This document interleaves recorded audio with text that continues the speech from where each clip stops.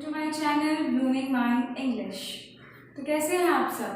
आशा करती हूँ आपको पिछले क्लास के सारे टॉपिक्स अच्छे से समझ में आ गए होंगे। आज हम लोग पढ़ेंगे, जैसा कि आप सबने देखा, पहले एक चीज़ जान लीजिए। पिछले क्लास में हमने नाउन जाना, नाउन के काइंड्स को जाना, प्रोनाउन जाना, प्रोनाउन के काइंड्स को जाना, सेंटेंस भी हमने जाना, ठीक है। आज हम जानेंगे पार्ट्स ऑफ स्पीच के तीसरे पार्ट, जिसको कि कहते हैं वर्ब। वर्ब का हिंदी होता है क्रिया। और वर्ब जानने के पहले मैं एक चीज़ और आप लोगों से कहना चाहूँगी। अगर आपको मेरा ये वीडियो पसंद आता है तो please like, share and subscribe करना ना भूलें। हम लोग टॉपिक पे आते हैं। आज का टॉपिक है वर्ब, मतलब क्रिया। वर्ब क्या है? A verb is a word. What? A verb is a word which describes what? An action, an event or state of being. Okay? क्रिया वह शब्द है जिससे किसी भी काम के करने या होने का बोध होता है। इसका डिफिनीशन हम लोग कुछ ऐसे लिखेंगे। A verb is a word which describes an action, event and state of being। क्रिया वह शब्द है जिससे किसी काम के करने या होने का बोध हो। ये है वर्ब की डिफिनीशन। ओके, अब हम आते हैं इसके काइंड्स पे। वर्ब बेसिकली दो काइंड्स के होते हैं। वर्ब के यू कैन से कि 2 ब्रांचेस होते हैं। पहला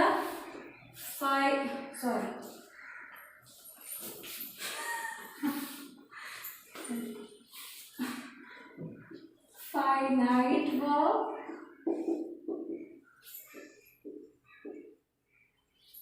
तीसरा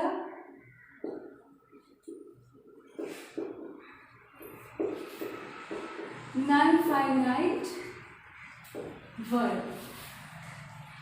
ये वर्ड के बेसिक 2 काइंड्स होते हैं। वर्ड के इस पार्ट में, मैं कह रही हूँ इस पार्ट में, मतलब ये जो वीडियो है वर्ड का पार्ट 1 है। सेकंड पार्ट में, आज के पार्ट में हम बस फाइनाइट वर्ब को डिस्कस करेंगे कि ये क्या है, इसके कितने काइंड्स हैं और इसके काइंड्स के भी काइंड्स हैं या नहीं। अगर हैं तो हम उन्हें भी डिस्कस करेंगे, नहीं है तो नहीं करेंगे। और सेकंड पार्ट में हम डिस्कस करेंगे नॉन फाइनाइट वर्ब को, कि नॉन फाइनाइट वर्ब क्या है। तो शुरू करते हैं फाइनाइट वर्ब के साथ।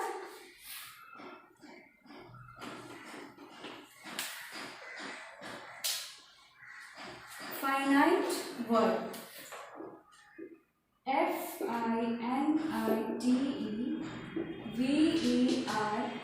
FINITEVERB। फाइनाइट वर्ब क्या है?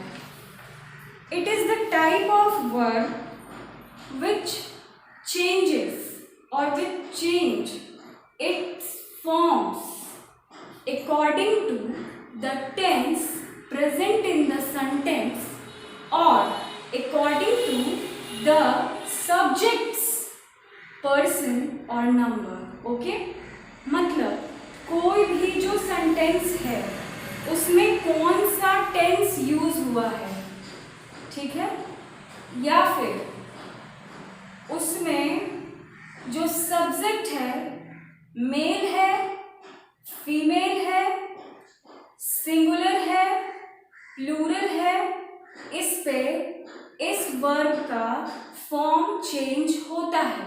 Okay, so finite verb is the verb which forms changes according to the tense in the subject, tense in the sentence, and also according to the number and the person of the subject. It is also the main verb in any sentence. Finite verb is the main verb of any sentence. Okay, just for example, we can take that the chair is broken. यह कुर्सी टूटी हुई है.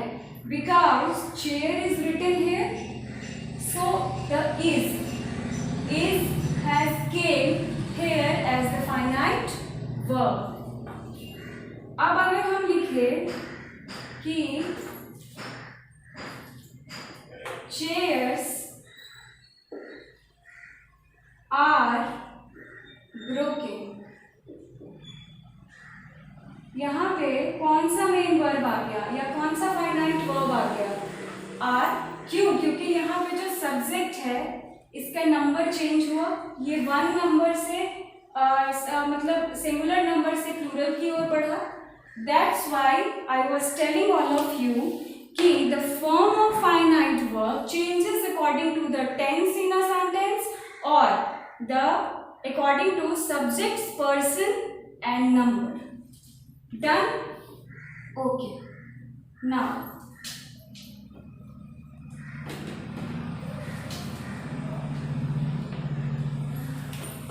अभी हमने क्या पढ़ा? Finite verb. इसके 3 ब्रांचेस होते हैं. कितने? 3. जिसमें सबसे पहला है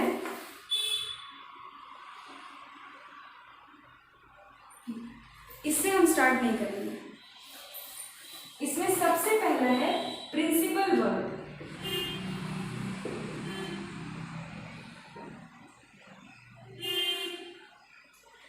इसको हम लोग मेन वर्ब भी कहते हैं और इसको हम लोग कुछ ऐसे डिफाइन करते हैं. सपोज मैं कह रही हूं कि he gave me a book. Okay, he gave me a book. तो इसमें वर्ब क्या है? देना. gave. so gave here is the principal verb. Principal verb को हम लोग मेन वर्ब तो कहते ही हैं, लेकिन हम लोग इसे लेक्सिकल वर्ब भी कहते हैं. ठीक है, और ये जो प्रिंसिपल वर्ब है ये हमें क्या कराता है? इंफॉर्मेशन प्रोवाइड कराता है. किसके लिए? सब्जेक्ट का इंफॉर्मेशन प्रोवाइड कराता है, एज वेल एज एक्शन को एक्सप्रेस करता है. जैसे he gave me a book, तो यहाँ पे कौन सा एक्शन हो रहा है? गिविंग का एक्शन हो रहा है ना? तो वो जो एक्शन है that is expressed under main verb, main verb और प्रिंसिपल वर्ब और लेक्सिकल वर्ब. ये तीनों इसी के नाम हैं. ये दोनों प्रिंसिपल वर्ब के ही नाम हैं. तो अगर कहीं भी प्रिंसिपल वर्ब इस नेम से हो या इस नेम से हो, आप लोग कंफ्यूज नहीं होंगे. अगर वहाँ पे लेक्सिकल वर्ब भी लिखा हुआ है तो वो भी प्रिंसिपल वर्ब ही है, और अगर मेन वर्ब लिखा हुआ है तो वो भी प्रिंसिपल वर्ब ही है. ठीक है,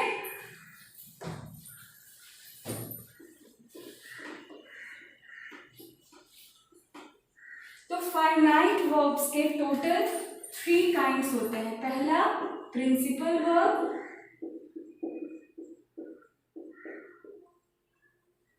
दूसरा लिंकेज वर्ब,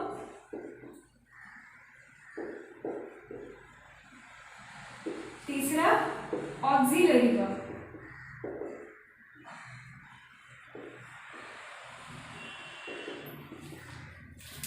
प्रिंसिपल वर्ब आप लोग समझ गए, इसमें एक्शन एक्सप्रेस होता है। लिंकेज वर्ब, लिंकेज वर्ब क्या करता है, किसी भी सब्जेक्ट को ऐसे वर्ड के साथ वो जोड़ता है जिससे कि हम उस सब्जेक्ट के बारे में कुछ इंफॉर्मेशन गेन करते हैं। जैसे अगर हम कहें कि दे आर स्टूडेंट्स, ठीक है, क्या कह रहे हैं हम, लिंकेज वर्ड में अगर हम समझें तो ऐसे, दे आर स्टूडेंट्स,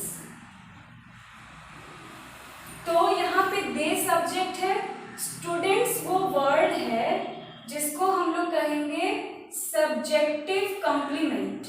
क्या कहेंगे, सब्जेक्टिव कॉम्प्लीमेंट, यानी ये जो वर्ड है स्टूडेंट, ये हमें किसके बारे में बता रहा है, सब्जेक्ट के बारे में बता रहा है। वो क्या है, स्टूडेंट्स हैं। तो लिंकेज वर्ड क्या करता है, किसी भी सब्जेक्ट को ऐसे वर्ड के साथ जोड़ता है जो कि हमें उस वर्ड का इंफॉर्मेशन देते हैं। तो यहाँ पे आर क्या हो गया, लिंकेज वर्ड, ओके।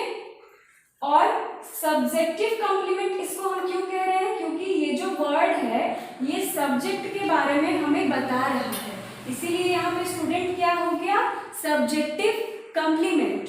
और जैसे हम कहें कि दे सीम टायर्ड, वो लोग थके हुए लग रहे हैं, तो यहाँ पे वो लोग कैसे लग रहे हैं, थके हुए लग रहे हैं। तो यहाँ पे सीम क्या हो गया, लिंकेज वर्ड, और सब्जेक्टिव कॉम्प्लीमेंट कौन सा हो गया, टायर्ड, क्योंकि हमें उनके बारे में ये पता चल रहा है कि वो लोग कैसे हैं, थके हुए हैं, ठीक है। तो लिंकेज वर्ड का क्या काम होता है कि it joins the subject with the word which tells us about the subject or which gives us information about the subject। अब हम आते हैं तीसरे और बहुत ही इम्पॉर्टेंट, वैसे तो इम्पॉर्टेंट सारे वर्ब के काइंड्स हैं, सब है इम्पॉर्टेंट, लेकिन अब हम आते हैं जो कि बहुत ज़्यादा यूज़ होते हैं हमारे डेली लाइफ्स में, या कह लें कि डेली कॉन्वर्सेशंस में जो चीज़ें यूज़ होती हैं, अब हम उनको पढ़ेंगे। एक चीज़ और मैंने बताया, लिंकेज वर्ब, ठीक है, उसको हम लोग लिंकिंग वर्ब भी कहते हैं क्योंकि वो लिंक करता है, ऐड करने का काम करता है, इसलिए लिंकेज वर्ब को हम लोग लिंकिंग वर्ब भी कहते हैं, ठीक है। अब हम आते हैं ऑक्सिलरी वर्ब पे, ठीक है। तीसरा काइंड है जो किसका, फाइनाइट वर्ब का, AUXILIARY, ऑक्सिलरी वर्ब, ठीक है। इसको हम लोग हेल्पिंग वर्ब भी कहते हैं। Is, are, am, was, were, has, have, had, याद आ रहा होगा कुछ। तो ये जो वर्ब है इसका काम होता है मेन वर्ब यानी प्रिंसिपल वर्ब की हेल्प करना। He is reading a book, reading main verb is helping verb, लेकिन कहीं कहीं देखिए इसके भी 2 ब्रांचेस होते हैं। सबसे पहले आप ऑक्सिलरी वर्ब के बारे में बस इतना ही जानिए कि ऑक्सिलरी वर्ब जो होता है वो हेल्पिंग वर्ब होता है, यानी मेन वर्ब का वो हेल्प करता है, ठीक है। अब हम आते हैं इसके 2 ब्रांचेस पे। पहला है प्राइमरी एक्सिलरी वर्ब, AB से समझिएगा, एक्सिलरी वर्ब, और दूसरा है modal auxiliary verb, okay. Primary auxiliary verb में क्या क्या आ जाता है, is, am, are, is, am, are, was, were, has, have, had, ठीक है। ये सारे किसमें आ जाते हैं, प्राइमरी ऑक्सिलरी वर्ब में। एंड प्राइमरी ऑक्सिलरी वर्ब का क्या काम होता है, तो to help the main verb, जैसे ही इज रीडिंग, यहाँ पे इज क्या हो गया, हेल्पिंग वर्ब। कौन सा, ऑक्सिलरी वर्ब हो गया। ऑक्सिलरी वर्ब का कौन सा ये हो गया, प्राइमरी ऑक्सिलरी वर्ब। ठीक है, अब अगर हम कहें आई हैव अ डॉग, इसमें हैव के अलावा और कोई वर्ब है नहीं है, तो इसीलिए कभी कभी जो प्राइमरी ऑक्सिलरी वर्ब होता है वो मेन वर्ब के जैसे भी काम करता है। ठीक है, कब, जब उस सेंटेंस में उसके अलावा और दूसरा कोई फॉर्म ऑफ वर्ब नहीं हो। यहाँ पे जो प्राइमरी ऑक्सिलरी वर्ब है रीडिंग इज वो हेल्पिंग वर्ब है, किसका, रीडिंग का। लेकिन यहाँ पे हैव क्या है, मेन वर्ब है, क्योंकि इस सेंटेंस में इसके अलावा दूसरा कोई वर्ब नहीं है। ठीक है, ये था प्राइमरी ऑक्सिलरी वर्ब।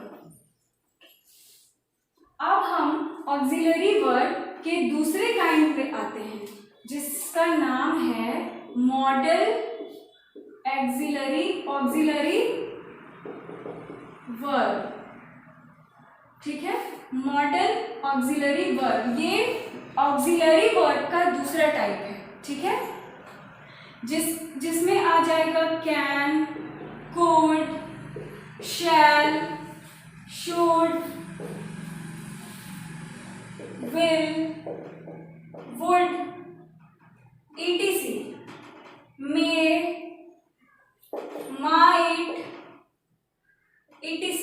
ठीक है, अगर हम कहते हैं इट मे रेन टुमारो, कल बारिश हो सकती है, तो ये वर्ब के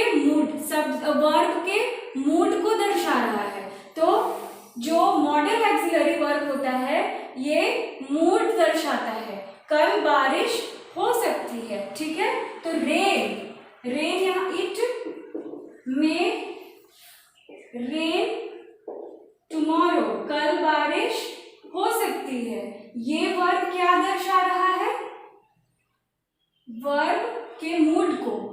और ये रेन जो है यहाँ पे मेन वर्ब है, मेन वर्ब को हेल्प करने के लिए यहाँ पे कौन सा मॉडल ऑक्सिलरी वर्ब है, मेन। ठीक है, कल बारिश हो सकती है। बस फाइनाइट वर्ब यहाँ पे खत्म होता है।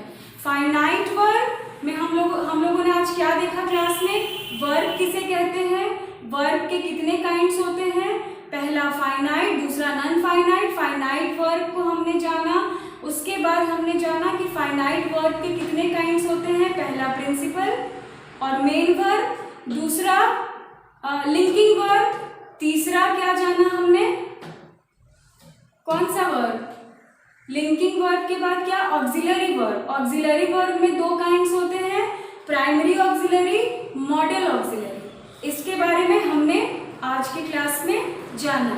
आई होप आपको ये क्लास अच्छे से समझ आ गया हो।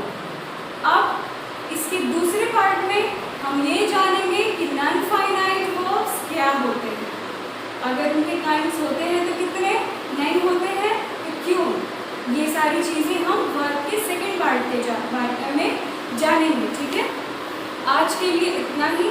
आई होप आपको मेरा ये क्लास समझ में आया हो। अगर आपको ये वीडियो अच्छी लगी हो प्लीज़ लाइक करें, सब्सक्राइब करें एंड शेयर करें।